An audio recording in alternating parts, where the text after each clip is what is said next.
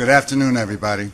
Can you hear me okay? I can't hear. It's not coming back at me, so can you hear in the back? No? I see people squinting. A little louder? I don't think the mic's on. I don't think so either. So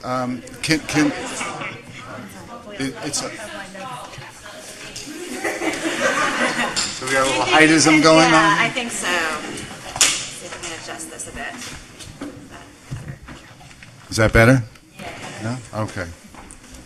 We'll do our best. Good afternoon. I'm David Trout, and it's really a pleasure to be here. I want to thank the organizers for bringing me out. As Maisie just said, it is really such an honor to be in the company of people so committed to liberation.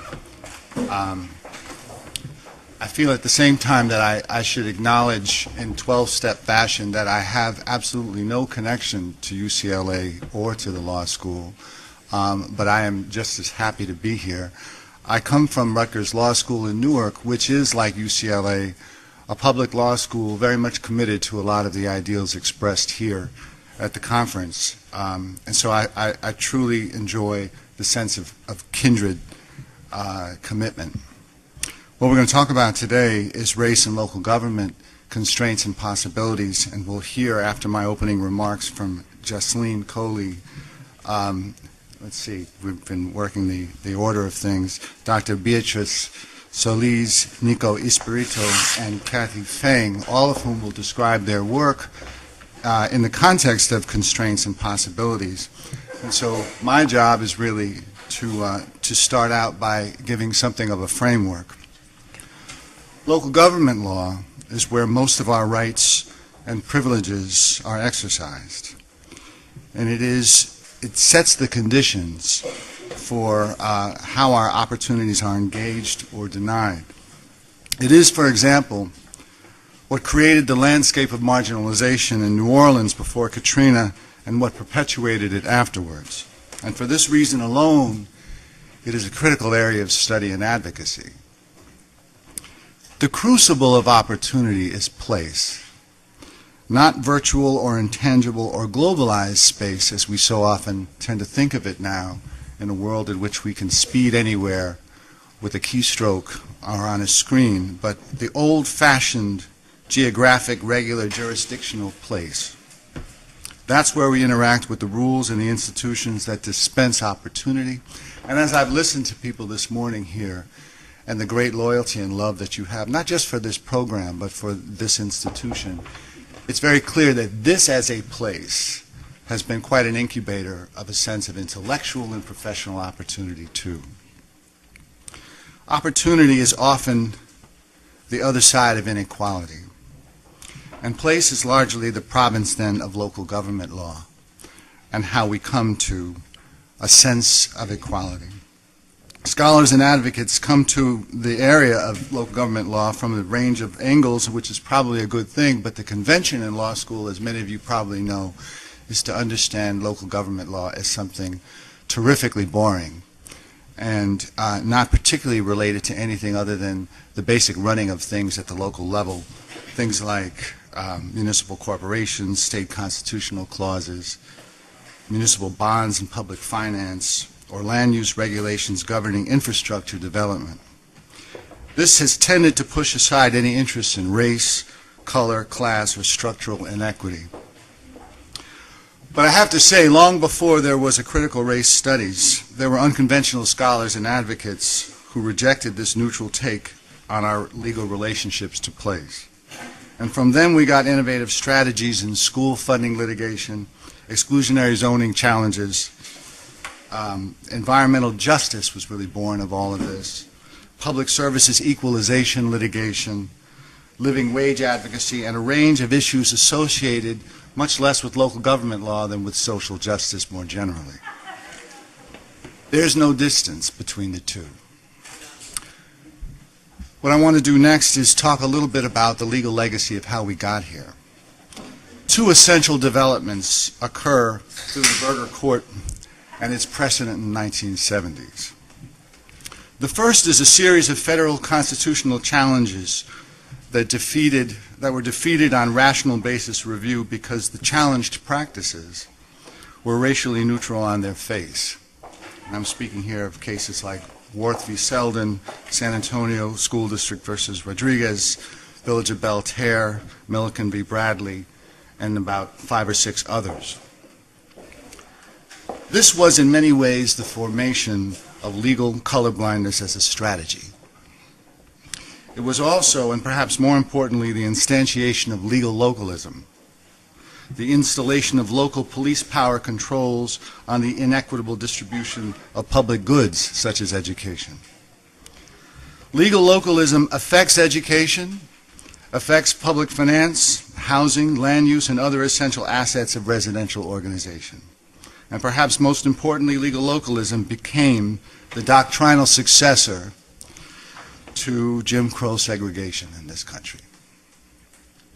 The second development to flow from this case law is the rise in the importance of state and local arrangements in perpetuating racial and economic inequity.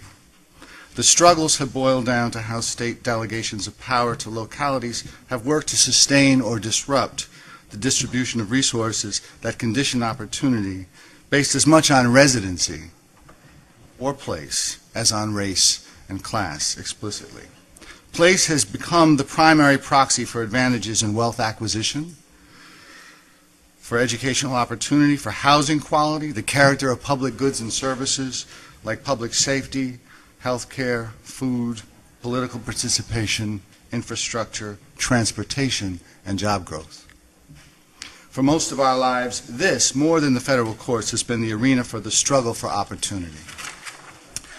The panelists, in their remarks about their own particular work, will talk specifically about constraints, but I want to lay a few out in general as part of the framework. The constraints that we face within this arena, an arena for social justice and for law reform, include some of the following. First of all, the empirical ignorance of the non-obvious why. There's so many problems associated with understanding what the town next to you is getting. So many boundary issues in the dissemination of information in terms of what state legislatures give to one place versus another that may affect opportunity dynamics there. This, I would suggest, is actually a function of local control. It creates the kind of fragmentation and insularity that makes it hard to know what's happening in the next county. And that empirical ignorance of the distribution of public goods makes it harder to fight against. So getting information is hard and technical, but extremely necessary to reformists.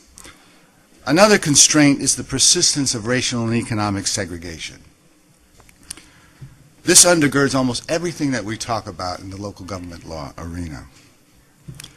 A third is the non-local nature of banking laws, despite locally devastating effects.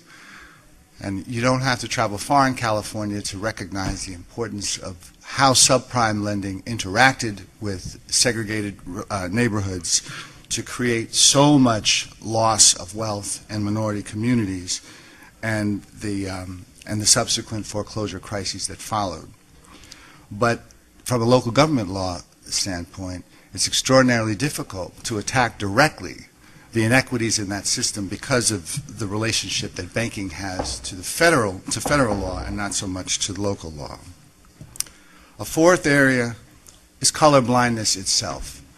So much has been said about colorblindness today from so many of the speakers, but I want to mention it in this light because for so many of us, the failure to shout aloud about how material racial disadvantages maps onto material economic disadvantage is a constant constraint in almost everything we do. The fact that it has been difficult for us, either for want of will or for some specific category within the work, to talk about racial disproportionality is a serious constraint on so much of the work and the analyses that we try to put forth in local government law. Another constraint is fiscal stress, recession, and cutbacks. There's a hope that we may recognize more of our interdependence, But as we experience this level of fiscal collapse, as more and more municipalities struggle to make ends meet, we recognize a lack of generosity and a lack of willingness to participate on behalf of others outside of one's own community, which I'd call a direct constraint arising from fiscal stress. Another is the political nature of so many issues. In New Jersey, for instance, where I now live, many of you may be familiar with the Mount Laurel Doctrine as a cutting-edge doctrine after 25 years of litigation in the New Jersey State Supreme Court that compelled communities to provide their fair share of the regional affordable housing need. After the 25 years of litigation, there were about 15 years of legislative action arising from its codification, the doctrine's codification in the New Jersey Fair Housing Act of 1985. A large administrative machinery was put in place, and towns had to be responsive to it. There was a builder's remedy which allowed private litigants to come in and enforce its terms. And so this model of affordable housing development on a regional basis has been applauded throughout the country. The problem is that it was not only undermined by the lack of building that came about as a result of the last constraint I mentioned, the problem of fiscal stress, but also by the politicization of the process itself. So after 40 years of struggle in New Jersey and building this incredible edifice for affordable housing, it has been severely undermined by the election of a Republican governor, Chris Christie, who is just out and out hostile to it and has essentially taken it down. So the Council on Affordable Housing, which was the administrative agency responsible for coming up with fair share and determining that it had been met in all the 565 municipalities of the state, has been essentially inert for the last year and a half, and it's a very good chance that the Mount Laurel Doctrine will die in current litigation in the New Jersey State Supreme Court. This is merely an example of the problem of the politics associated with so many of the local government victories that reformists breaking with convention have met with. And then finally, another constraint and an expense related to the first about empirical ignorance is the interdisciplinary nature of the work. And I mention that because so much of the technical data required to do good local government advocacy is not really the ken of lawyers, and yet it is the want of lawyers, as you've probably gathered if you're not yet practicing, and you certainly know it if you have practiced, to lead the parade and to work with others more or less as consultants. Interdisciplinary work, though, requires that you really work as equal partners with people from other disciplines, and it can be very difficult. I would consider it a professional constraint on doing this work effectively. Enough with the constraints. Let me just mention two broad possibilities before we move on to the panelists. The first is the importance of building capacity. The Critical Race Studies program is a builder of capacity. You all who participate in it, either now or as you leave and go out into practice, represent that capacity. You represent the capacity for thinking differently about these issues, for trying to overcome these constraints. Some of that requires institution building in the mold of what we just heard the keynote speaker address in terms of cadre. Some of it is represented by work that we're trying to do at Rutgers Law School. We just founded an organization, a center called the Center on Law and Metropolitan Equity, in which students really through fellowships are able to engage in a kind of a clinical research model where they take ownership of many of the same communities they've come from in New Jersey, challenging local elected officials, asking difficult questions, but doing the kind of research that's critically important to some of the reform efforts that are underway. It's a collaborative model, but it's the sort of thing that builds capacity for those who are on the underside of local government dynamics to gain some equitable stature at the table. And secondly, I would say more broadly that there's the possibility of mutuality. And mutuality is brought about through demographic change, as well perhaps as a change of heart. But by demographic change, I mean living in a majority-minority metropolitan area, as you do here, and as many of us increasingly do around the country, changes fundamentally the dynamics of self-interest and ought to open up more of what Martin Luther King referred to in his letter from Birmingham jail as inescapable networks of mutuality.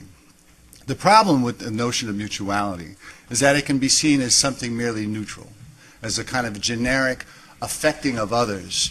I do something, it cannot help but have spillover effects or externalities that directly or indirectly affect my neighbor here or somebody 2 or 3 towns or neighborhoods over. What we're seeking instead, I would hope, is something more akin to a progressive mutuality, perhaps along the lines of exploiting interest convergence the way it was discussed this morning. But the hope there is that as people recognize so much so much change in terms of the natural order of things based on race and class identity is changing, that the labor force is dramatically changing to be majority-minority, that the school population is dramatically changing to be majority-minority, that the voting base in districts that never saw this before is radically changing to become majority-minority, that they will recognize a commonality of interests that no longer allows self-interest and the externalizing of burdens onto disadvantaged populations to continue. And we're seeing that also in New Jersey through organizations like the Building One New Jersey, where we sit down as law professors, as activists, as organizers, and work with local elected officials who are now representing districts that 10 years ago were 70, 80% white and are now 30% white. And they confront all sorts of new issues where they recognize it is now time to become familiar with these kinds of issues that for the longest time localism had allowed them to exclude. So I consider that a possibility. You will hear of others as you also hear the constraints endemic in the work of the 4 presenters. And so I give you them now, beginning with Jasleen.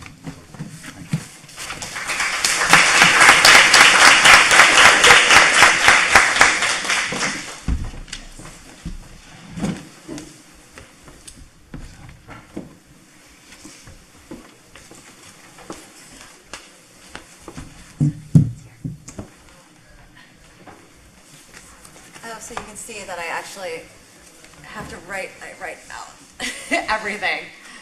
I don't actually. I can't see from there.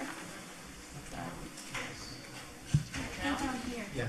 Go to the bottom corner. Slideshow? Sorry, it's just that I can't see from over there. There you go. Here. Yeah, I got it. Sorry, I just couldn't see from over there. All right. Yeah, actually, if you don't mind. Thank you. All right. So, thank you so much, David. So, as David spoke about, this panel seeks to examine the shift in racial demographics and how local government law... Sorry, I'm a lot shorter than David. Okay. Is this better? Is it working? I think it's working. It's working. Sorry. Is it close enough? Yeah. All right. All right. So, thank you for that broad overview about of race and local government law and how the shift in racial demographics has influenced local government law. I'm going to focus on one campaign, Measure N, which was a living wage ordinance passed this past November in Long Beach. But before I get to that, I just want to step back and look at the broader context, look at the larger shift in national demographics and developments in the labor movement that have influenced and affected this win. So as you probably remember, this past November, we had an election. And suddenly this past November, all the pundits, all the talking heads were talking about, wow, they're grappling with this change in racial demographics and the fact that suddenly they realized that people of color, women, voters under 30 are now influencing elections for the first time. So looking at the numbers, I think we all remember them, but to refresh your memory that 93% of African American voters voted for Obama, 71% of Latino voters, 60% of under 30 voters, and 55% of women voters. And if we look at non-white and white voters, 78% of non-white voters voted for Obama, and 20% voted for Romney, whereas 39% of white voters voted for Obama and 59% of white voters voted for Romney. This is kind of a stark comparison here. So, I don't know, looking at these numbers, I mean, I start to think that, you know, when someone like Bill O'Reilly says, quote, the white establishment is now the minority, and the country is, quote, not a traditional America anymore, I mean, I almost kind of feel for him and his dying empire. I mean, in this way, though, I mean, the way you feel for your old, crazy, racist uncle who's, because he's going to die old, bitter, and alone. Because there has been this seismic shift that it feels like pundits and the media are just now catching on to. Whereas a lot of us, especially a lot of us who are working at the local level, I mean, we've seen these changes and we've seen how the shift in racial demographics have influenced local policy changes. So I'm going to focus on labor and economic justice, which have been my areas of specialty. So I just want to give a little bit of a broader view of what's going on with labor right now. So I think everybody knows in the past few years we've seen various so-called right-to-work laws, which, I mean, is a 1984 doublespeak if you've ever heard one. And we've had public sector unions coming under multiple attacks because apparently teachers and firefighters caused our fiscal crisis. But lost in this dominant media narrative is a more comprehensive story of the labor and economic justice movement. And in some ways, attacks by the Republican-dominated state governments on public sector unions helped galvanize a really spirited response among their base and really reinvigorated supporters. And there have been a lot of exciting strides in 2012, especially when we look at California and what has been happening in LA County. Unions have made increases in coverage in California this past year, actually growing by 110,000 new members in the state. And there have been exciting campaigns to organize in sectors that have been previously thought to be unorganizable, such as the amazing work done by the Car Washeros campaign. I don't know if Nadie Dominguez is still here, but I know she spoke about it in one of our breakout sessions. And unions have made headway in the ports trucking industry, which affects our global supply chain, and in waste and recycling, helping to solidify the really real and very necessary green and blue alliance that we need in order for labor and environmental goals to be reached. And now there have even been efforts to organize in two extremely anti-union industries, fast food and a campaign against the retail global behemoth Walmart. So, and also looking at this jump in union membership in California, it's tied to one other bright spot for unions, which is looking at people of color unionization rates and also an increase in African American membership by about 100,000. Latino membership increased by 156,000 last year, and Asian American union membership increased by 45,000. And if you also look at this graph in Los Angeles and in California, the numbers are much higher and much better than what's going on in the rest of the country. In a lot of ways, we are leading the country. And Kent Wong, director of the Labor Center here at UCLA, said, quote, there is a significant organizing consciousness among unions in California that I haven't seen in other parts of the country. And a major factor in California's success is there has been a very aggressive attempt on the part of many unions to organize immigrant workers. And this is really interesting because about 20 years ago, a lot of employers really thought the way to de-unionize was actually to hire immigrant workers. And we saw this in the hospitality industry. Hotels were a predominantly African-American workforce, and there was a very real concerted effort by hotel management to bring in Latino workers to divide and conquer and push out the African-American workers so they could have a Latino workforce that was unorganizable, and they could then decertify the union. What happened is, at first, they were right, but then unions like Unite Here started organizing the immigrant workforce and prove what employers and everyone else thought was actually wrong, that this workforce was definitely organizable. And now, actually, there's been the shift where in the last 5 to 10 years, unions like Unite Here Local 11 have been really trying to build multiracial coalitions. And Unite Here Local 11, the hotel workers union, has developed a diversity task force in which the union and hotels have created a partnership to bring back more black workers into the industry. And this is an amazing example of a black-brown alliance, and this is specifically a predominantly Latino workforce voting to use their dues dollars to bring more African American members into the union. So I've been really thinking about how Los Angeles serves as a model, especially as commentators were seeking to analyze the results of the November election. Because some of the most exciting progressive reform efforts are taking place at the local level, from labor to immigration to economic development. And I think that some of this innovative work being done by community-based organizations in our region show how we can win progressive policy victories, and victories that are really striking in the fact that they can be replicated elsewhere. And one of the ways that labor has been winning these campaigns in California and in Los Angeles has been by using local government laws to pass progressive policies.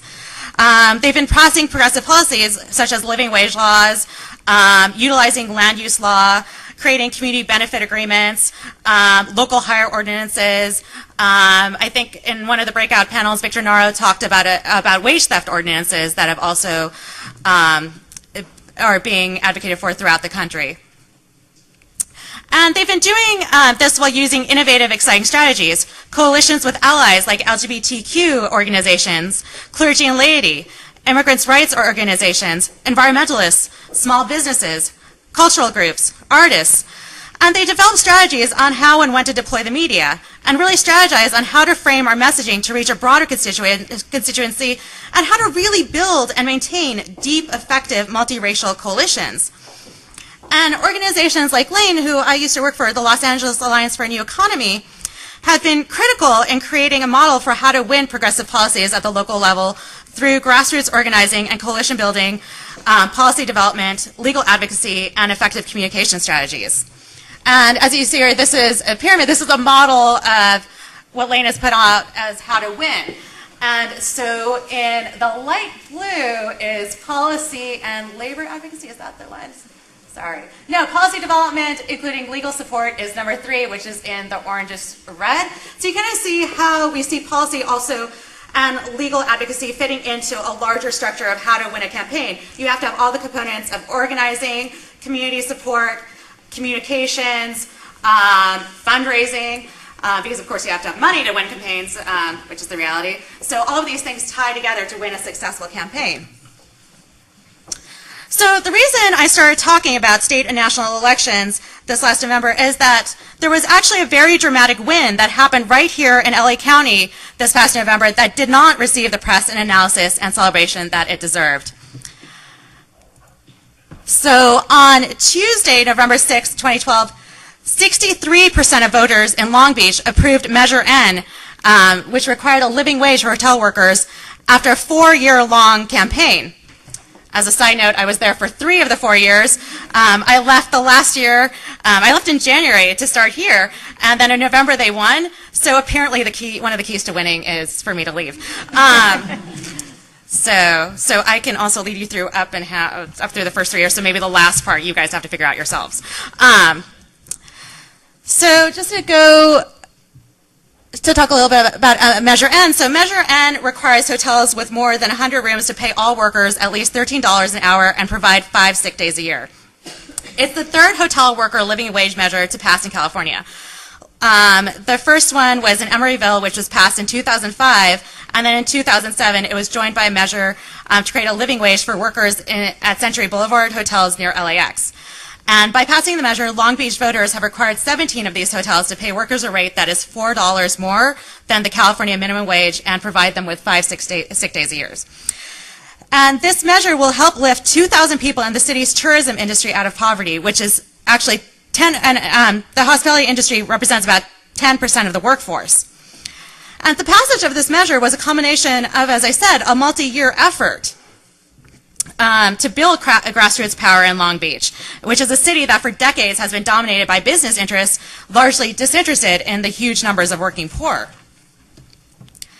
So to really emphasize this win, I want to go back a little into the history of Long Beach and its relationship with the tourism industry, and to tell you this tale of two cities and how Long Beach's investment in downtown tourism has contributed to poverty next door. So we started this campaign in 2008 with the release of this report because a crucial component of successful policy campaigns is detailed, comprehensive research. So starting in the 1980s, the downsizing of the aerospace industry and the closure of the U.S. Navy's Long Beach shipyards were profound shocks to the city of Long Beach. The city lost thousands of, quote, good jobs that were the mainstay of the local economy. So in subsequent years, city officials began to focus on remaking the city into a destination for tourists and conventions. The goal was to build the city's job base and to create a source of revenue for the city. So the transition from a manufacturing-based economy to a service-based one has been neither easy nor inclusive. Most in Long Beach agree that the shift engendered an erosion of the middle class and a growing divide between the wealthy and the poor. And in that respect, Long Beach really exemplifies the broader structural and distributional trends that characterize U.S. society. So Long Beach officials responded to the hollowing out of the local economy with a redevelopment plan based on trade, tourism, technology, and retail as the new economic drivers. And today, trade and tourism are significant sectors of the local economy, but it's tourism that arguably has the most intense and direct effects on the city.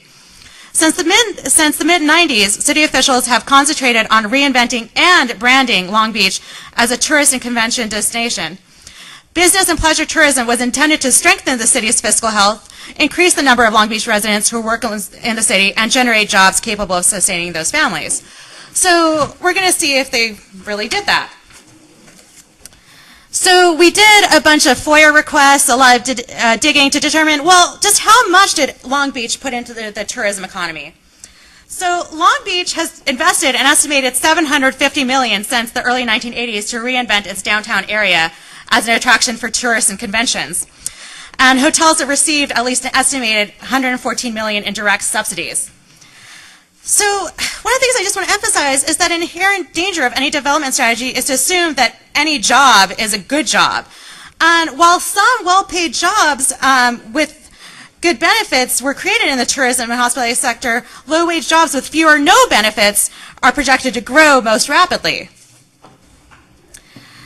And so in our report, we examined the bifurcated economy that this redevelopment engendered. So there were essentially two Long Beaches we found. There was the vibrant, revitalized downtown Long Beach, which in April 2007 was listed as, quote, one of the top 10 revived downtowns in the United States. And the second, less discussed Long Beach, consisting of the surrounding working class and predominantly people of color neighborhoods, where poverty concentration was listed as 6th highest in the nation by the Brookings Institution. And so you can kind of see how Long Beach was broken down by socioeconomic and racial lines. So you have basically in the northwest corridor, you have the concentration of people of color and low-income communities, whereas in the southeast area, you only see 9% poor, 70% white. There was this real bifurcation going on in Long Beach, which, as I said, is a really, really diverse city, but with an incredibly bifurcated economy. So we also did a study of one prominent Long Beach hotel. And so we wanted to see what's going on here. And we found that 80% of the workers who worked in this hotel lived in Long Beach. And this showed that the wages paid to these hotel workers directly affected the Long Beach economy. And the median annual earnings were about $19,240. The median wage was $9.75 an hour. And the typical worker was there for about 5.5 years, and more than 1 in 5 workers had been there for more than 10 years. And this really countered the argument that this is transitional employment. This is just employment for kids in college, for people right out of school, that this is transitional employment. Is it really time? Oh, wow. So, just looking at, okay. So, and just one of the things we also saw is just that these indirect subsidies that really how this affected that that about 41% of the workers relied on public assistance of some kind. And that if we actually assumed that all of Long Beach's workers were to receive similar annual wages, that they would be eligible for $6.4 million in public assistance annually. So I'm going to skip ahead because these were actually really quick slides. So just to go back to measure N, and then I just have a bunch of slides just about to show the rates of poverty. There's a lot of poverty. Compared to the rest of the city, full-time workers. There's a lot of working poor, lots of uninsured, lots of income inequality, and the hotel industry compared to other industries in the red. And so going back to how we won, so really how we won is we began with a really large-scale civic engagement effort which targeted the city's diverse voting population. We targeted low-income voters, voters of color, some of the more conservative voters as well, and also really went after low-propensity voters and did a real campaign to do permanent absentee ballots, which we found with low-income voters was necessary. So built a coalition of partners that was very broad and also deep, because you can't just have a broad-based coalition, you also have to have a deep coalition, which carries its own challenges but is necessary for effective organizing.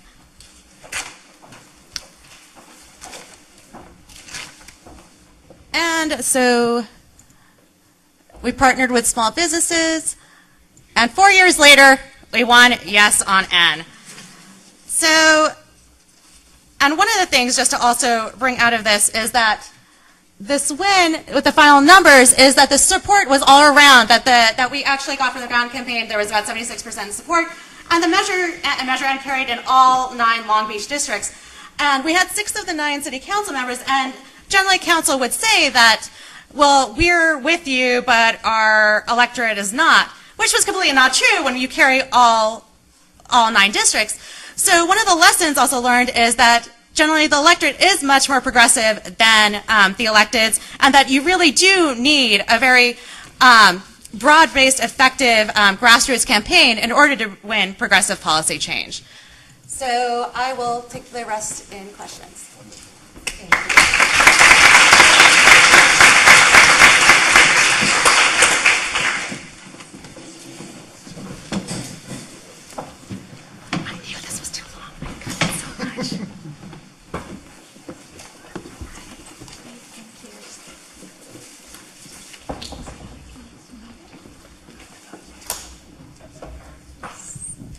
Good afternoon. How's everybody doing this afternoon? I am Beatriz Solís. I'm with the California Endowment.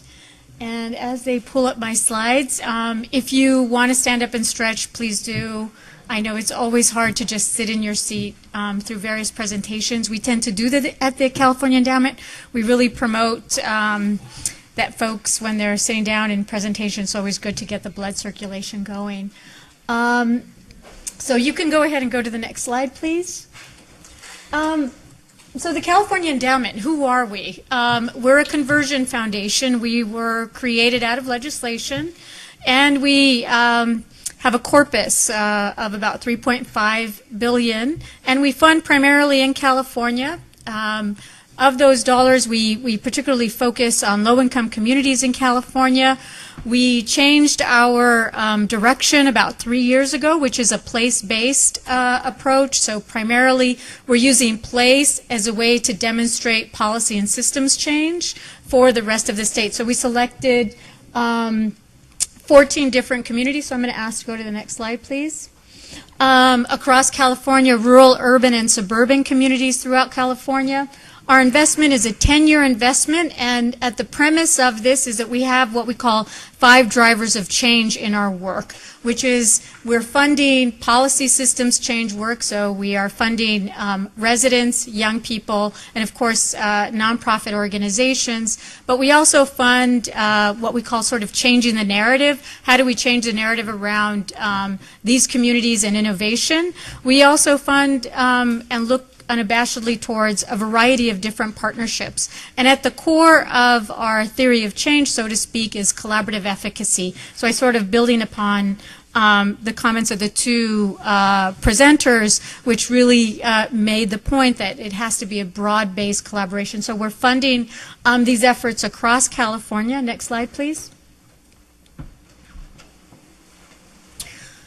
So there's a lot of public health data that unpacks, I think, what was clearly framed in the discussion, inequities at the local level. So when you begin looking at, even in LA County, any chronic disease rate, whether it be asthma, if you look at Long Beach, very critical place when it comes to asthma rates and closeness to the 710 freeway and the rail yards. But when you also look at other indicators as well, education and educational opportunity and graduation rates, you begin to see distinct patterns. And when you begin to layer data upon data, you begin to see that there's this multiplicative effect that's impacting low incomes of color. So we have started to push out, if you can click the slide one more time, please, push out a campaign throughout California sort of making the case around place and why place matters. In public health, the general frame that we use in our work is called the social determinants of health. And that's a pretty wonky term. But basically what it means is where you live, play, pray, makes a difference in terms of your opportunities in life. It also impacts your health and access to services. Next slide, please. So when we talk about health, and you're probably wondering why a health funder is coming to speak to you today, but we know health does not equal health care, and that where you live matters a lot. Next click, please. And it matters a whole lot. So when we think about access to fresh fruits and vegetables, it is pretty well documented that people of color, if you can click it on one more time, please. It is well documented that people of color, especially with the lowest incomes, have the worst health outcomes of anyone in our society. It is also well documented that neighborhoods of color have the highest pollution levels, the fewest amenities and support structures, and the most limited access to fresh foods, park space, and other resources for health, and the most entrenched obstacles to economic and social opportunities. Racially based inequalities in local environments that almost immeasurably gulf in resources between Brentwood, East LA, Montclair, and East Oakland, Carmel, or a King City lie in the root of our gaping health disparities and alarming rise of preventable chronic disease. So at the California Endowment, we have unabashedly focused on a policy systems change approach at the local level, also recognizing that region plays a big key in that and supporting advocates for listening to community about what they think is most important to address. Across California, we've heard from about 20,000 individuals that basically noted that the built environment was key to health. And I think for many health funders, not only in California but in the country, recognizing that community really understands what ails their communities. So when you think about general plan updates, when you think of land use, when you think of park space, when you think of safe passages to school, communities get it. And they basically told us that's what we want to focus on.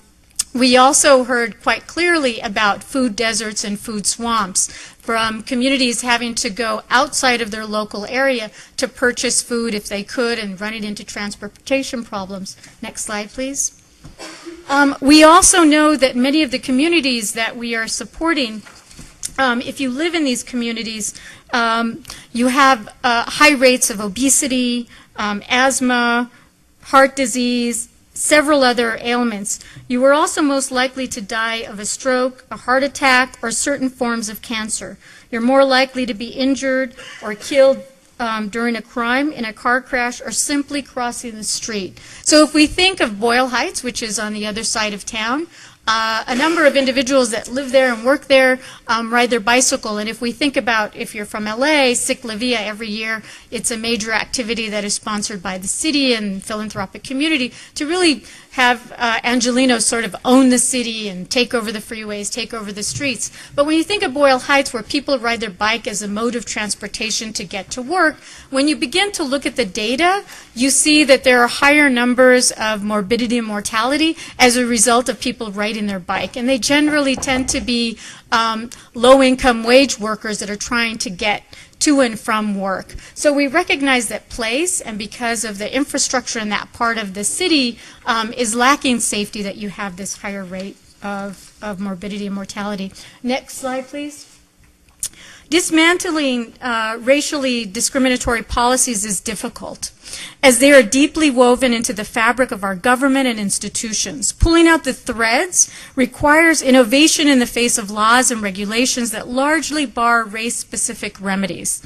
Nevertheless, some advocates have made it a priority to dismantle structural racism, working to deconstruct problems, identify the policies that cause or compound them, and then create approaches that intentionally reverse or eliminate them.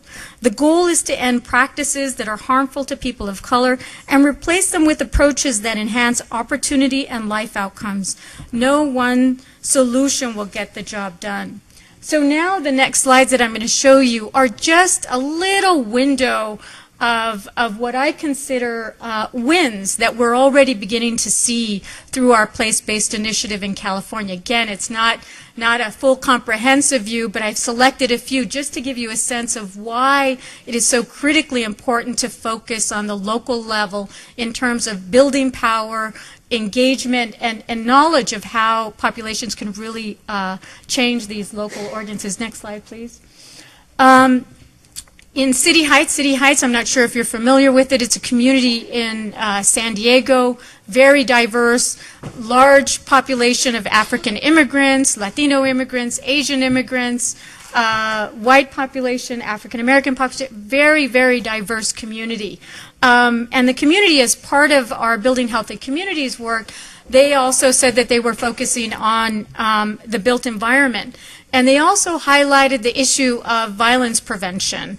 And a intergenerational coalition was established between elders and young people to advocate for a skate park. Now, why would you say is that earth-shattering or important? Well, if you begin to unpack how that happened, quite frankly, the elders were not really interested in supporting a youth park because they felt that they were unsafe, that they needed, a senior center, and in that place there's very little park space, and so felt by creating a skate park that they wouldn't have the opportunity to get together. But as a result of advocacy, community building, they were able to sort of come together and create an agenda to support the young people in terms of the skate park. So you had, for the first time, over 300 young people and elders go to the city council and begin to advocate and start their campaign. So it took them about a year. They were able to get the city council and the mayor to agree to a skate park. And why was that important? Well, it's important because you have a lot of land use issues that you have to work out, the bridge building that happens in the community, empowerment to lift your voice against power, to influence those decisions in terms of how resources allocated in the community are all key. Next slide, please. And as a result of that effort in Mid-City Can, we also, the young people were able to nudge the city to create 2 seats for 16 to 18-year-old young people in Mid-City Can. They were also able to push that all young people would have access to free transportation. So that's just the beginning of sort of their movement forward. Next slide, please. I think I'm going to, if you can click on this video, so it's just a few seconds. I believe you have to minimize, and then there you go. Mid-City Can is working to make City Heights safer and healthier for residents like Michael's. I was riding down the sidewalk, and this guy was coming out of the driveway, and then he gets hit. And he's still at home, and he's like, I got hit by a car. Like many young people in the community, Michael's exercises on the streets, and he didn't let the accident stop him. As part of the Mid-City Can Youth Council, we have made an initiative to bring a skateboard here in City Heights. Mid-City Can, united and inspiring City Heights. So the next campaign that I'm going to talk about. I love my job. I get to do outreach and education. Yeah, you need to close that one out. So in City Heights, there's a very robust youth movement. So the next campaign was here in Los Angeles, actually. And again, I would say Boyle Heights was kind of the ground zero of that. And Cadre, your lunchtime speaker, that organization was actually key, as well as the Labor Strategy Center in LA were key in actually moving that work. And so the youth began to collect data and information on truancy tickets. And when they began to collect data throughout South LA and Boyle Heights, they began to find that there was a really entrenched pattern in terms of communities of color having higher rates of truancy tickets. And again, if you think about the truancy tickets, $250 per ticket, as they accumulate, it really became one of those, what I consider sort of those threads to the school to prison pipeline, because we know that, parents or single moms, do not necessarily have discretionary income of $250 that then gets multiplied and then which push kids out of school. So that campaign was very successful. 7 bills hit the legislature. Of the 7, the governor had signed 5. So part of our theory of change is sort of that grassroots to treetops, how local innovation can actually influence state. Next slide, please. I'm running out of time, so I'm going to just zip through the next one. So what leads us, so if you can just click on that one slide, it's, again, less than a second here. But this ties... Chill up.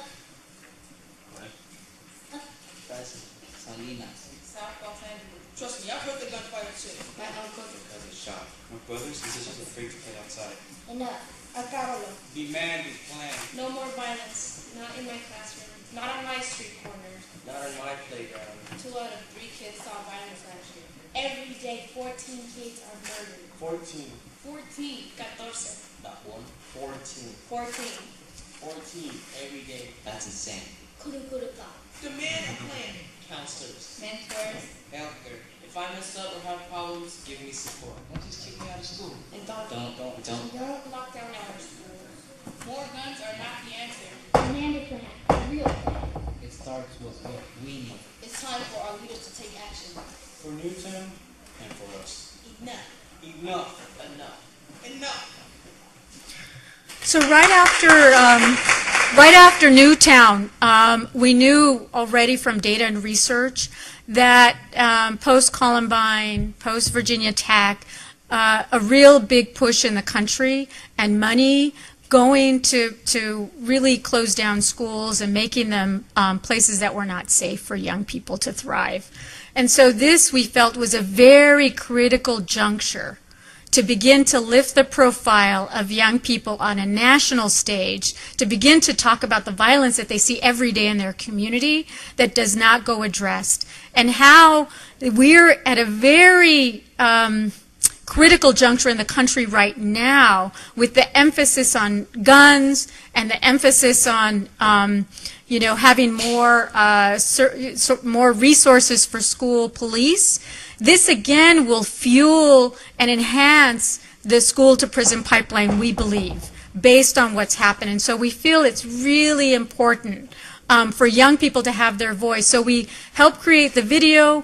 We had young people go to Washington, D.C. to speak with influentials in Washington, D.C. to lift up a youth voice. And what we learned out of that process and what the young people learned is that the voice of communities of color, the voice of young people in terms of the impact of having dollars sifted towards schools for more police has not resounded enough. So a lot more work has to be there. And I'm not sure if you're familiar, Barbara Boxer initially had suggested that we have National Guard be put at public schools. Again, sort of one of those enhancements that could lead to the school and prison pipeline. And as a result of the Young People's Campaign, they were able to shift her position. But again, that's just one opportunity there. So we really see that part of our work and policy systems change is from that local level, grassroots level, that a number of changes that can happen from, you know, a safe park to a clinic in a school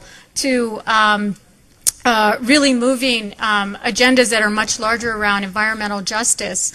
For me, is very optimistic because I think this is the future. So when I think about, you know, where is opportunity and optimism, I am just really amazed by all of the excitement that's happening in the Central Valley when it comes to water, when it comes to, you know, in Northern California when we're thinking about Sacramento and food and the footprint of food and how low-income farmers, in particular Asian and African American in Sacramento, are sort of locked out of distribution centers and trying to find innovative ways to not only increase their economic income, but also address climate change and making food more accessible to communities. Thank you.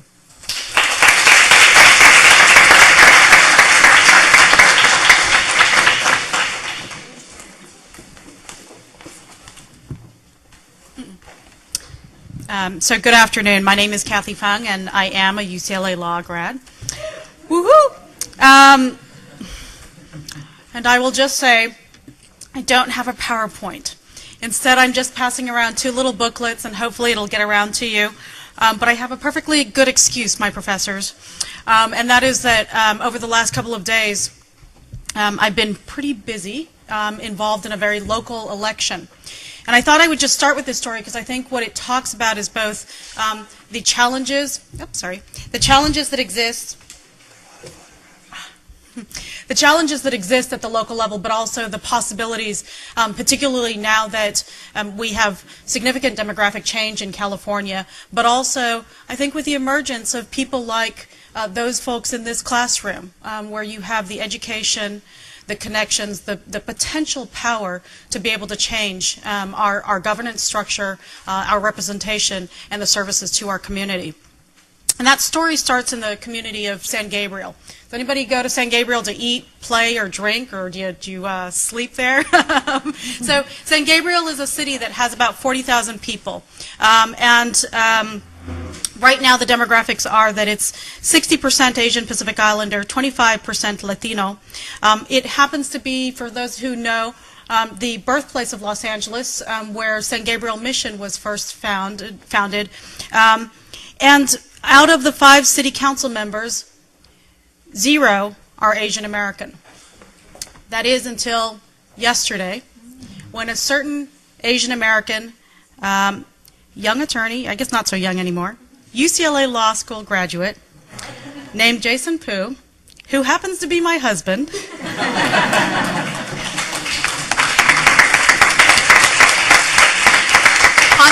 context, okay? We raised 1/4 of what the other people raised and spent. I don't know why, we're lawyers, but somehow all of our friends, like, nobody had any money. Not a single donation over $1,000, which I am so proud, because what that meant was we had to work our butts off to build a grassroots campaign that was really based on talking one-on-one with residents and building that network of mutuality. I love that phrase, right? San Gabriel is an interesting place because the northern part of San Gabriel borders on San Marino. They like to call themselves, or maybe we call them Baja San Marino, because they really want to be part of that super large mansion community. And then the southern part of San Marino, or southern part of San Gabriel, is largely immigrant, Latino, but heavily Asian American. Over 72.2% of San Gabrielinos speak at home a language other than English. That tells you what the demographics are like, right? And how that change happened, I think, is really testament to the fact that there is potential. And part of that potential comes from the fact that our demographics are changing. So in California, in 2012, we just passed a proposition, Prop 30, that increased taxes for many different things. Part of that was to save on our in-state tuition, but many other services, right? And up until then, for about 40 years, people have been talking about how it was impossible to do this, right? After the passage of Prop 13, that our state's demographics would not allow for increase in revenues at the ballot box, unless it was one of those specialized increases where you are only targeting millionaires with 1% in order to serve, some very specialized purpose, or taxing some specific entity. But Californians willing to tax themselves, the conventional wisdom was that was not possible, and the reason why was because we had an exclusive electorate. The electorate did not look like the state's population in terms of diversity of ethnicity, income, education, or home ownership. And what that meant was that those people who were going to vote year after year tended to be very different, making different policy choices than the state's population at large.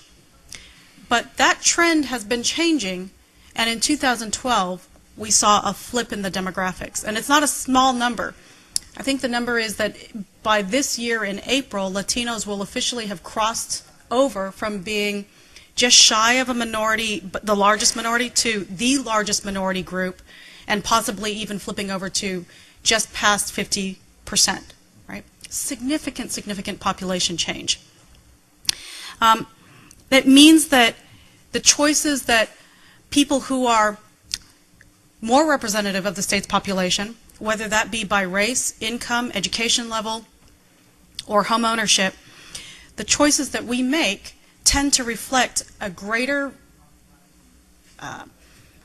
receptiveness to increasing taxes, to spreading the wealth, to allowing for government responsibility in providing certain services, and that receptivity will start to play itself out in the ballot box. Not everything is rosy. In Los Angeles, we just went through a very bruising battle, political battle around redistricting. And redistricting is one of those things where in the area of voting rights law, it's always 10 years back. It's always looking to the past. And the reason why is because in most jurisdictions, the people who are in control of the power to draw those lines, those political district lines, are incumbents. And they were just elected on how the lines were drawn 10 years ago. And so their interest is to preserve that power base, whatever that might be. So in LA County, even though we have almost 30% Latino population now, the incumbent power base, even with several of them terming out, the majority of them decided that they could not abide by the idea that there could be possibly one more Latino seat. And they fought it, and despite the fact that hundreds of people turned out to Los Angeles County Redistricting Commission hearings, the Board of Supervisors ultimately approved a plan that kept the number of Latino majority seats at exactly 1, which was what it was in 1970, 1980, 1990, 2000, and so it will be in 2010, right? But there is hope. And let me say, before I get to that, it's not just in LA County, right? Up and down the state, when you look at local jurisdictions, when incumbents are in charge of redistricting, inevitably, that self-interest kicks in.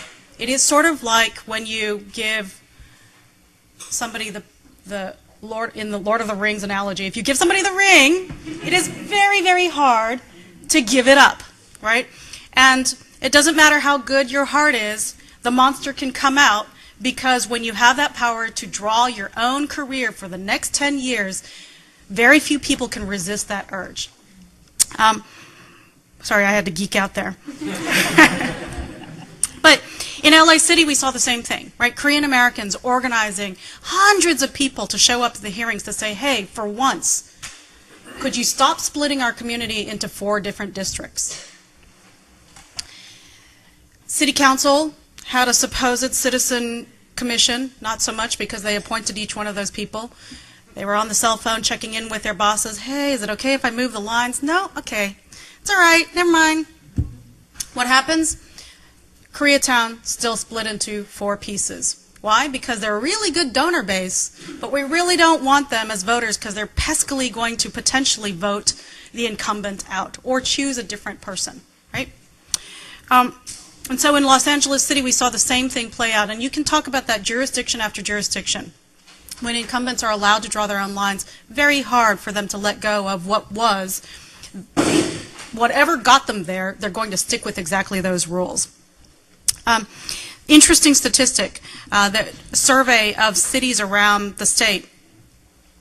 There are now 34 jurisdictions where there are significant populations of minority populations, 30% to over 50%, where there are either 0 or only 1 city council person who is of color out of 5 or 15 to 15. Right? So what that tells you is that there is still significant change that needs to happen at the local level in terms of representation. But change is possible when you use every single tool in the toolkit.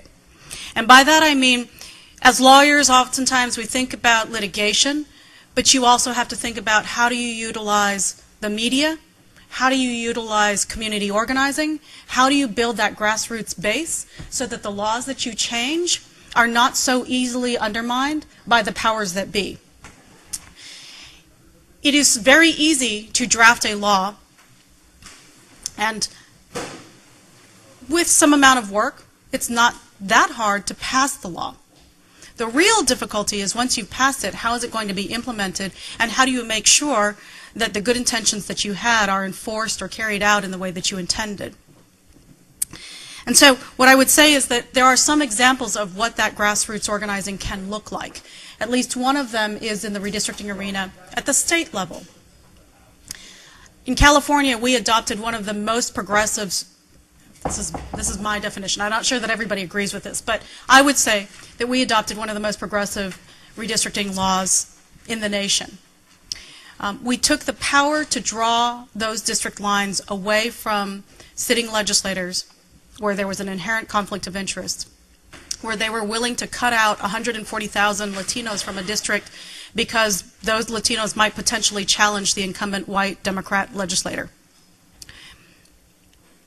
Where I got a phone call from a particular San Francisco assemblywoman, and she said, there's a young person in the room, so I won't tell you the word that she used, the 4-letter word. Kathay, you're not going to put another Asian in my district. That word starts with the letter F. 2001, she had that sense of privilege that somehow in the city of San Francisco, where 1 in 3 people are Asian American, that we weren't going to put another one of those Asian Americans in her district because she was afraid of change. But we passed a law in 2008 after building a huge coalition of organizations, the likes of which you don't usually see coming together, right? ACLU, along with the Sheriff's Association of California. Not partners that usually work together, right? Chamber of Commerce, along with civil rights groups like NAACP, coming together and saying, we need to change this, and we can't be afraid of what potentially might come out because, in the end, our state's demographics are going in the right direction. And if we create a system that entrusts the process to regular citizens and gives a possibility for citizens to participate, we actually might see results that really reflect the true diversity of our state. And in fact, actually, now, after the Citizens Commission redrew the lines, we saw for the first time the state's legislature swinging over to 2/3 Democrat. Not because they were trying to rig it, but that's just what our registration rates are like. And for the first time, that district in San Fernando Valley, where a particular Democratic congressman refused to draw another Latino seat because he was afraid of a Latino challenger, he was involved in one of the tightest races. A Latino seat was in fact drawn. Latino was elected to that congressional seat. And then this incumbent, Howard Berman, was in the fight of his life with Brad Sherman and lost his seat to Brad Sherman. One of the most senior congressional members. But that's changed, right? That's what's possible when people put their minds to it and say, let's come together, let's find that alternative that respects the direction that our state's demographics is going in. In Compton, another example of change. So here's a community that is traditionally has been an African American community, but has been changing. Now it is 2/3 Latino. Latinos used the new California Voting Rights Act to sue, but more importantly, they organized in the community. They really looked for community activists to build a base, to come to the city of Compton and say, what we really need is we need to draw districts so that we can make sure that every part of our community is represented. And in the end, the city settled, and in June we may see for the first time Compton drawing districts so that all parts of the community are represented in the city council. Change doesn't come easily. A lot of times it's not coming willingly, but it does come when you bring grassroots organizing together with good legal minds and the threat of litigation, right? And that combination can be a very powerful thing to change our laws at the local level so that we can see greater community empowerment. And I think ultimately the greater fulfillment of what we mean when we say little d democracy. Thank you.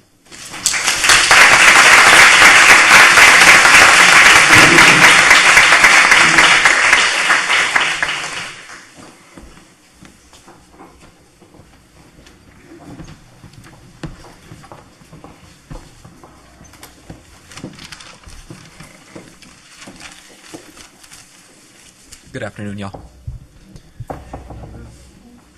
My name is Nicholás Espíritu, and I am, despite the sign over there, I'm a staff attorney with the National Immigration Law Center.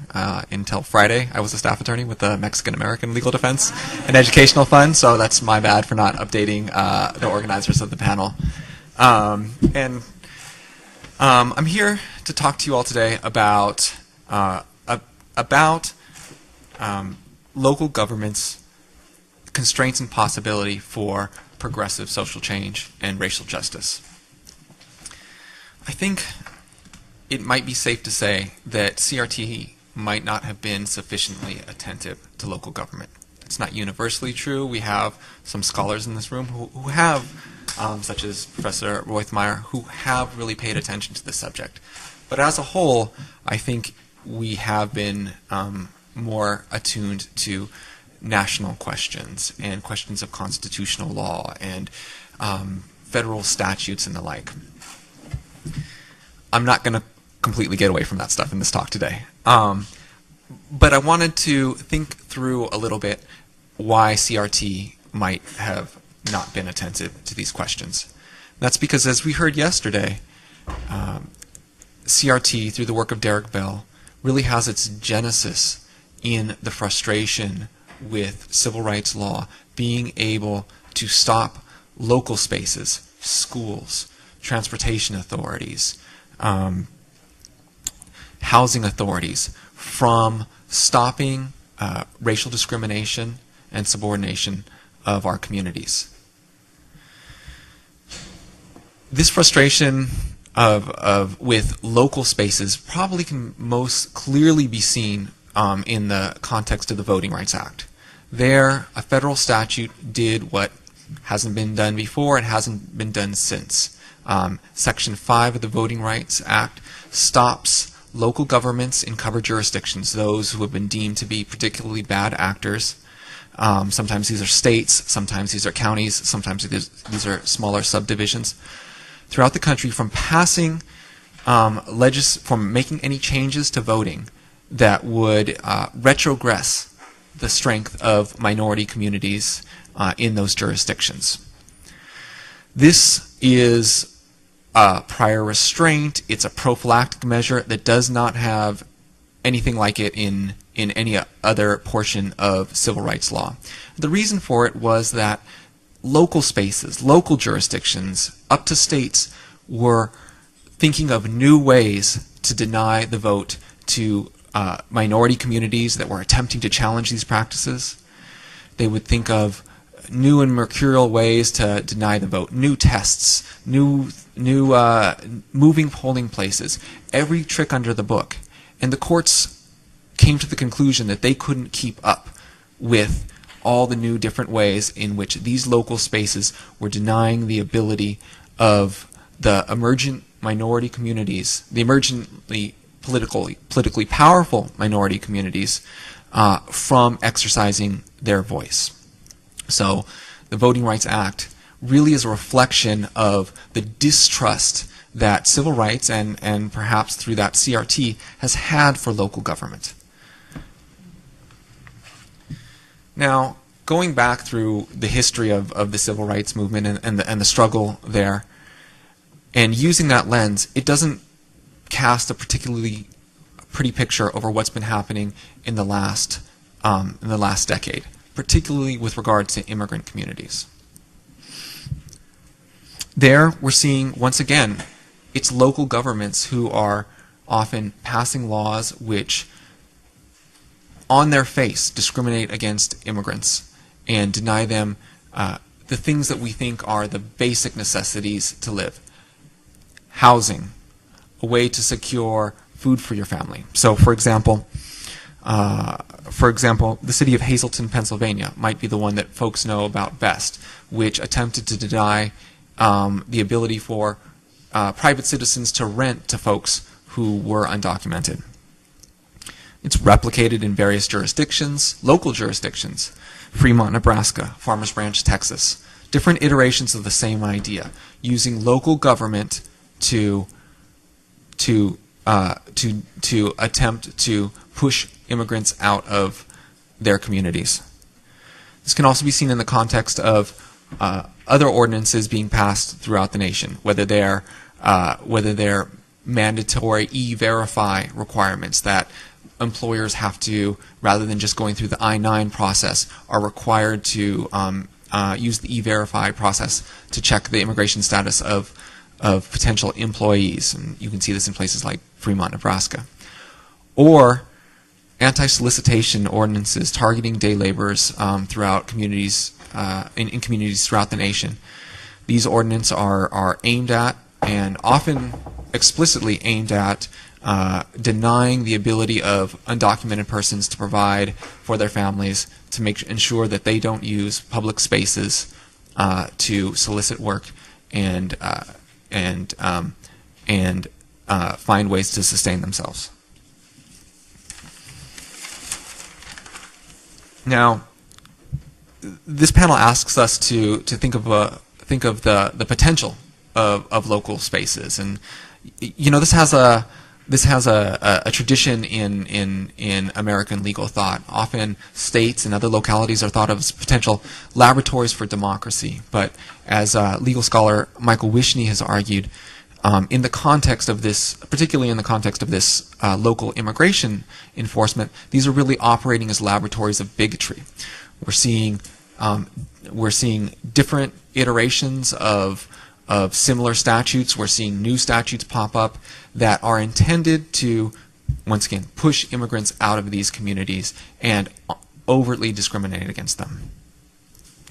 And I think it's really useful to think of these as laboratories because while in 2010 Arizona's SB 1070 received a lot of attention, many of its provisions were really an incorporation of previously attempted ordinances, previously passed ordinances that had either been reintegrated through SB 1070 or mutated to adapt to the legal challenges that had occurred on the local levels. I'll give you one quick example. The Arizona's SB 1070 contained anti-solicitation provisions that had been modified because jurisdictions throughout the Ninth Circuit, Redondo Beach, California, Glendale, California, Cave Creek, Arizona, had all had their day labor ordinances struck down. So what SB 1070 did is they incorporated a new version that attempted to change the terms to avoid the constitutional problems that courts in the Ninth Circuit had found with these previous statutes.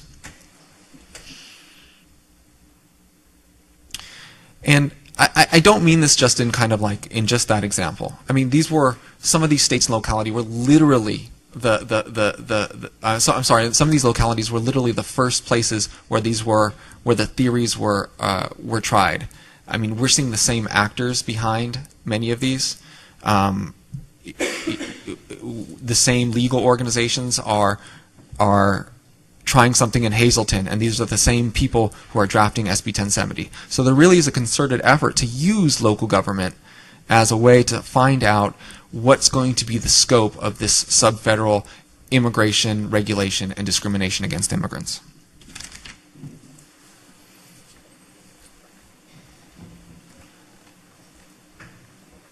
Now, both Professor Trout and Kathay Feng have asked us to think about the way that changing demographics is affecting the potential of these local communities to offer solutions to structural discrimination and to forms of racial hierarchy. But it's often in the emerging the spaces that are emerging Latino, emerging immigrant that we're seeing the most heinous forms of discrimination. While Arizona was the first jurisdiction to pass one of these omnibus anti-immigrant bills in SB 1070, it was soon replicated and often made worse in places like Alabama, South Carolina, and Georgia, places where there's a growing Latino community, but perhaps one that hasn't reached a critical mass of being able to push back politically.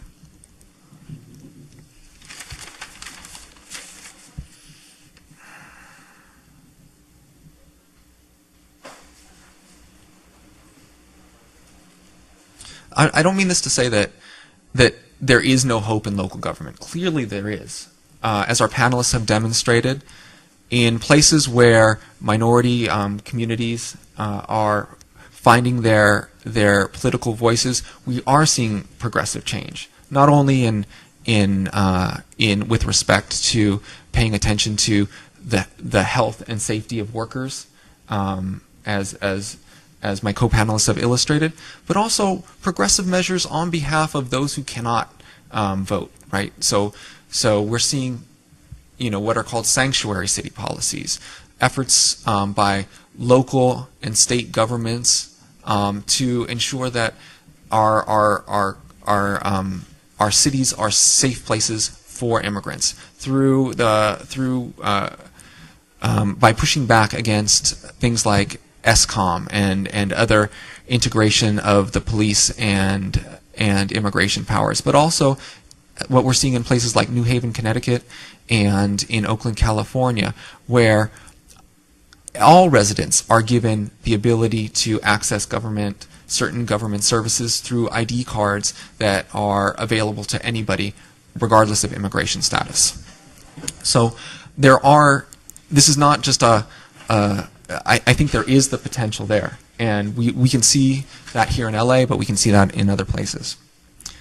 However, I want to, and I think Kathay emphasized that emergent political voices are often very important in these local spaces, and I completely agree with that. We've seen some transformations in LA. It's a place where our local representatives are often very hospitable to the immigrant communities and responsive to immigrant communities. But I want to caution. I want to say that there's some issues coming down the pike that will potentially inhibit the ability to fully actualize our voting power. We have 3 issues before the court which I think are going to potentially allow for increased mischief and a diminution of minority voting strength. And so I just want to kind of highlight those and say that. So the first, I think most people, how many people know what Shelby v. Holder is, the argument last week? So in that case, Shelby v. Holder is challenging the constitutionality of Section 5 of the Voting Rights Act. So at a time when We are continuing to see mischief on the part of local governments. Some of these local governments, which are actually causing these mischief, are saying that we don't need this prophylactic measure anymore. That we're going to there's not enough discrimination in the record to justify this exceptional measure, that it's not congruent and proportional to the discrimination that we're facing today. And that's probably the better known of the two, but I want to highlight two more. One is it's going to be argued before the court this month. It's Gonzalez v. Arizona, and there the state of Arizona placed additional registration barriers that have a disproportionate impact on naturalized citizens that exceed the requirements for registration that are enumerated in the VRA. And so there we're seeing once again what really should be understood as a new and ever-changing attempt to limit the ability for new and emergent voters to have their voices adequately heard by denying them the ability to participate in the political process. And the last case that I really want to highlight is one that the court hasn't taken up yet, but which is currently which a jurisdiction is petitioned for cert in. And this is the city of Irving, Lepak v. the city of Irving. And so this case really goes to directly what Kathay was talking about ability to draw jurisdictions that are going to adequately represent the voice of minority voters. In that case, as many people know, we redistrict in almost every place in the United States based on total population. Doesn't matter if you're too young, doesn't matter if you're not a citizen yet, you get counted in terms of apportionment. This is mandatory on the federal level, and almost every state has chosen to do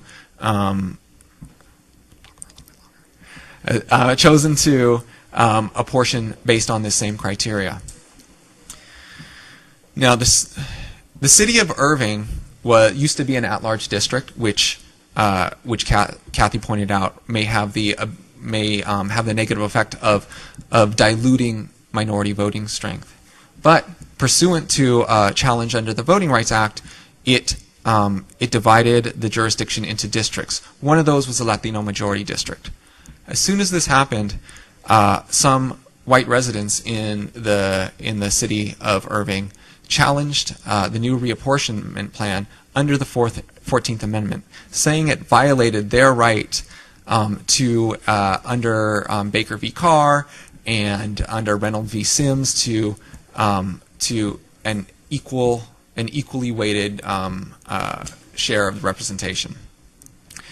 So really what this would do is they're arguing that districts are required under the 14th Amendment to not count non-citizens for purposes of apportioning representation. Their argument is that this violates their rights as electors. Never mind the idea of representational equality that really should be understood as foundational for the 14th Amendment and democratic governance. And this would have real-world effects. The city of Irving would never be able to draw a Latino majority district if you did not count total population, because all of a sudden, it's just you wouldn't be able to gather enough Latino voters together to draw a single district. And actually, the same is true in Los Angeles. It would have drastic negative effects.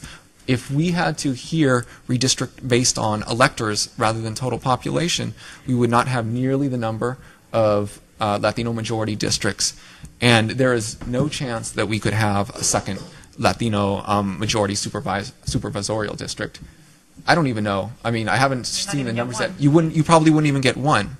So even here, in a place that is understood to be the paradigm of the emergent Latino political voice, the place where the possibility might be the greatest for local reform to achieve its goals, you see challenges and you see potential retrenchment of that ability going on. And so with that, I'd like to thank you all for attending and thank you for your time.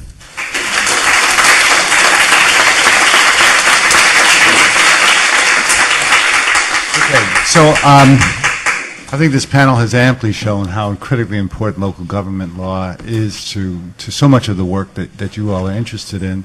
We're unfortunately close to being out of time, but I know there are questions out there. We have time for one, which makes it very difficult for me to choose. But I can take bribes. Who would like to ask our one question? There were two people who raised their hands. Maybe just those two we could do. Okay, we can do two with Throw this. the questions up together. Maybe. Yeah, that would be good. We'll tie your questions together. Well, let's see what we can do. We'll start, and why don't you state your question, you state your question, and we'll see how well they can be merged. Thank you first so much for coming to talk, all you guys. So I really like the idea of network of progressive mutuality, and I imagine that it represents something, a community-wide change in cultural relationships that's more pervasive than just an individual campaign around an individual issue. My question is what it actually looks like and how we know when we've achieved it, and more importantly, how the positive momentum that's built up by individual campaigns can sustain past the victorious completion of those campaigns to actually achieve that community mutuality. And your question? Yeah, my question was, I was thinking while Jasleen was speaking about the impact that the wages and employment at hotels and other service industries had on Long Beach as a whole. And tying in with our panel this morning, wondering if you guys feel that local politics is actually a really ripe area to do more interest convergence work and try and create interest convergence on a smaller scale on particular issues that maybe might be easily accomplished on a broader national level. Okay. Well, I can respond a little to that, and I ran out of time and couldn't get to this, but one of the reasons with local change is that I think because you can do a lot of work on the ground, you can start really thinking through your messaging and at the moment and get a lot of direct feedback. So one of the things that happened with this Long Beach Living Wage campaign is that we did test out different messages. One of the messages was around poverty, just justice issues, and something that really stuck was this shop local message. And we created this alliance between labor and small businesses, which usually doesn't happen. But these small businesses realized that with, and one of the things that we had, one of our research also studied the multiplier effect, because when low-wage workers are given increases in wages, most of those increases go back into the community, and it creates a multiplier because it created, I think, another annual $7 million a year, which translated into $700,000 in tax revenue, about 100 new jobs, and so showing how it directly increased, just the prosperity of the city, and speaking to these small businesses, talking about how this would increase the local community spending power also. So we had small businesses having signs that are about shop local, vote yes on Measure N, and there were local shop hops where people would go to all these local businesses. So that was part of the strategy, and that was something that developed from going door to door and speaking to local businesses and getting that direct feedback. Yeah, I would just add to that, I think what organizing at the local level does is it levels the playing field, right? So I mentioned that my husband ran for office, and we raised a total of $25,000. And some of the other candidates combined had $100,000 that they were throwing into this race, right? And the difference is that, at the statewide level, when you don't have enough money, you can't buy ads, you can't communicate with people, you can't purchase the mail that has to go out because all of those things cost money, right?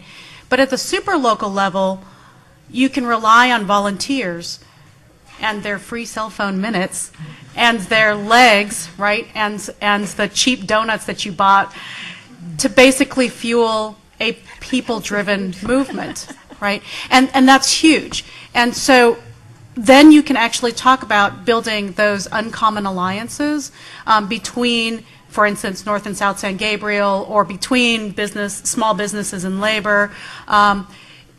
a lot of different things where you're starting to find out, because you're knocking on each door, where residents share interests regardless of what their socioeconomic status or their ethnicity is. Let me just say this, because I was remiss in saying this, that tonight's awardee for the CRT is Saul Sarabia, and if you happen to be going to that dinner, please tell him hello from his bar partner. He and I took a lot of classes together. We graduated the same year, and I am so immensely proud of him, and you can just say that to him and watch the shock on his face, because he really never wants to remember those days again. But I just think that, let me plant this seed in your heads. It was not so long ago that both Saul and I were both in law school. And I think when we first started, he was so brilliant. He understood what he read, and I took 10 times before I understood it. But the education that you get at this law school, not just from the books, but from the relationships and the theoretical as well as the practice, is so incredibly important to changing our community in meaningful ways. And so I hope that you all see in Saul or any of the people who are here the incredible potential for harnessing that change. I think one of the things that I learned was civil rights, and for so many decades in California, we were always on the defense, right? Whether that was Prop 187, which tried to saddle undocumented individuals by taking away all of their access to schools and benefits, or Prop 209 that tried to dismantle affirmative action, or Prop 8 that was trying to take away the ability to marry from our LGBT partner friends. All of these initiatives were directed at minority organizations or individuals, right? And we were always playing defense. And I think that our demographics have now just started to change, where we can start to think about proactive actions, offense. And I plant that seed in your head because I think that that is a totally different way of thinking than how civil rights law has traditionally been shaped, which is always about defense. So as you all think about how you reshape law, do not be bound by the limits of what has been. Think about what is possible in the future. I just want to respond to your question about progressive mutuality. I really appreciate it, because it's very much the spine of the book that I'm about to release in the fall, called The Price of Paradise: Remaking American Community After the American Dream. In a sentence, we might call progressive mutuality a collective harnessing of benefits and burdens across interest lines in a way that promotes equity. And if that's roughly what it is, then you've heard several examples of it, I think, here today. I think the living wage ordinance victory in Long Beach for hotel workers is clearly an example of that, where you're able to, in some ways, refashion the electorate to express a very different set of interests than had been traditionally assumed. A lot of what progressive mutuality means is overcoming built-in assumptions that tend to do one side in. I think the work of the California Endowment sounds very, very much, I mean, I really am looking forward to learning more, but it sounds very much in that mode. I think some of the work we heard described by the keynote speaker, Kathray's work will ripen into progressive mutuality. I think she's building a constituency that will then be able to participate at a level where they will in some ways have to force their interests upon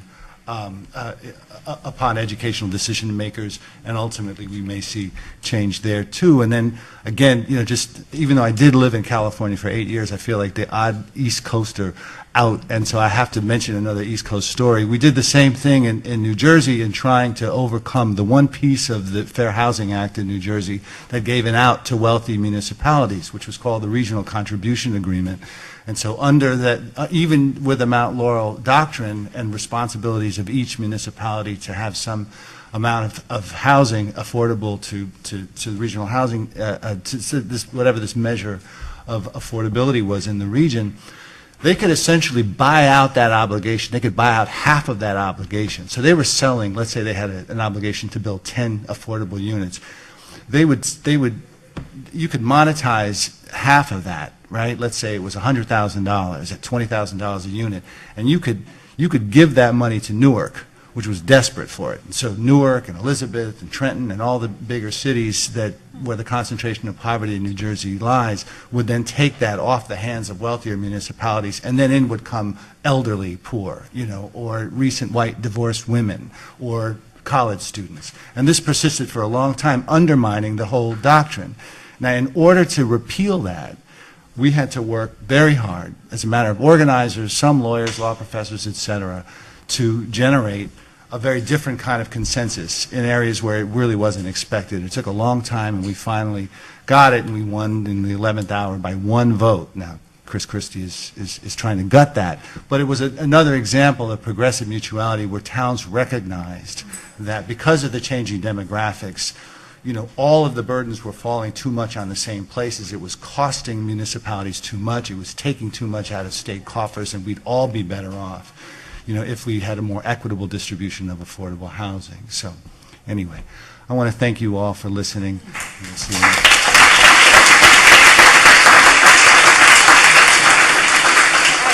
Our next panel will be starting in 5 minutes, so we have a very short break. So break for a second and come right back.